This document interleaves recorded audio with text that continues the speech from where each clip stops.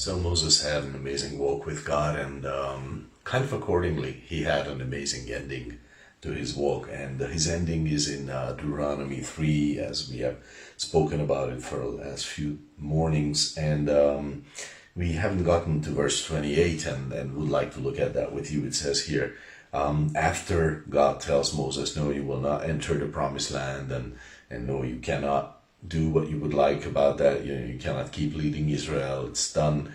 Finish talking about it. So now he says to him, verse 28, but charge Joshua and encourage him and strengthen him, for he shall go across and the head of this people,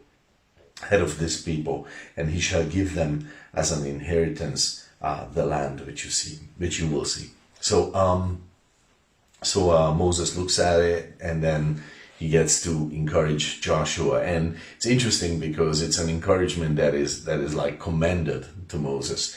And I had said it before that if you are thinking with a self-centered heart, then you're looking at that picture, God leading Moses up the mountain, and then Moses is looking around and seeing the place where he cannot go. It looks like torture. If you are self-centered, then that's what you think.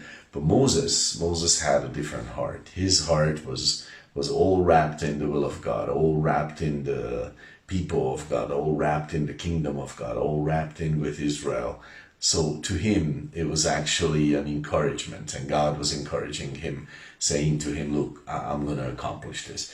And this is a similar point, because Moses is here to sort of pass on the baton and to say, well, not sort of, actually, specifically pass on the baton and say, so Joshua is the next leader, he's going to lead you guys in, and he's like me, except he's a different person, and he's going to lead you, and God is commanding him, telling him, you need to encourage. And so if I were, if we were like thinking like self-centered, then we would say, oh, that's like, wow, how do you do that? And that's not right. You feel bad about it. No.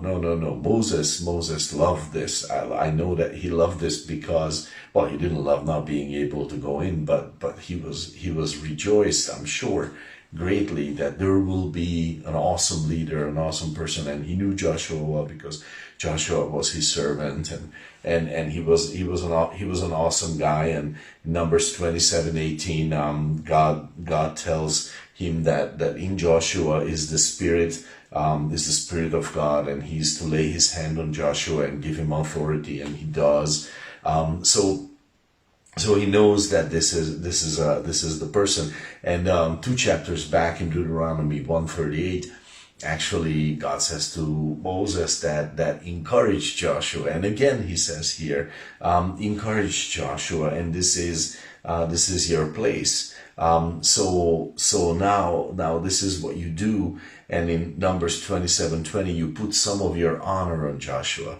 So, and the rest God will take care of course. And this is such a great point, because in your life, in my life, in all of our lives, are we preparing the next generation? Are we preparing more people? Are we saying, look, you're going to go on after I'm gone, and you will lead some people into God's will whom I cannot lead into God's will. I won't be here to do it, but you can do it. So if my heart is obsessed with myself, then no, I cannot do that. Then I cannot encourage anyone like that, because, oh, come on, what are you talking about? I'm going to be here forever. Whatever stupid things people could think. But if it's the other story, if your heart is wrapped in the will of God, then we joyfully say, look, to that child in Sunday school, we joyfully say, look, one day you're going to be a pastor, and you're going to serve God greatly. And one day you're going to be a school teacher, and you're going to serve God greatly. One day you're going to be a housewife, and you're going to be a mom, you're going to be a dad, and you're going to serve God greatly. And we're telling them, and we are giving them the honor that God means for them, because our hearts are wrapped in the kingdom of God, are wrapped in the people of God, and we love to do that. We love to pass it on, just like Moses did. So yippee, and God bless your day.